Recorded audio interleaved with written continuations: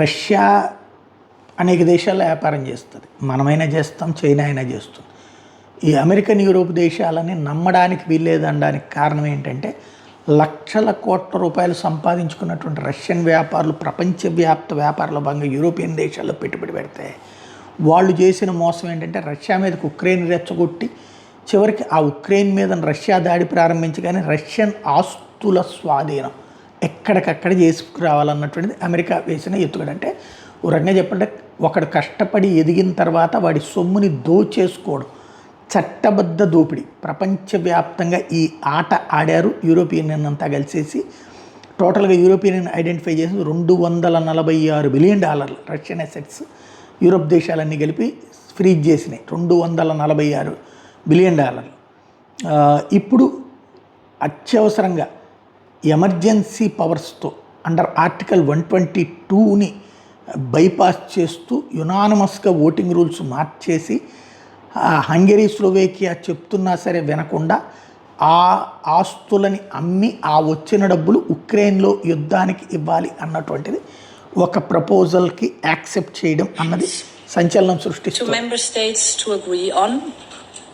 The first solution is EU borrowing. That is basically raising capital at the capital markets and using the EU budget as a guarantee for that, and hand this capital as a loan to Ukraine. This solution must be established by unanimity. And the second solution that we are proposing today in the legal text is a so-called reparations loan. Here we would use the cash balances from the mobilized Russian assets in the European Union. We propose to cover all financial institutions that have accumulated such cash balances. And these institutions would have to move the cash into the instrument of the reparations loan.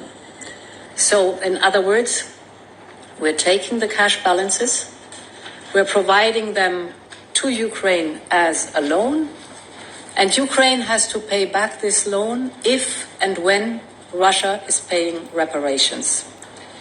This solution can be established by qualified majority voting. Then there's the question how we would use the money. First, we would use the money for Ukraine budget support. And here we would build on the success of existing instruments. You know them both. That is, on one hand, either macro-financial assistance and or the Ukraine facility. And the second topic where we will be using this money is military support.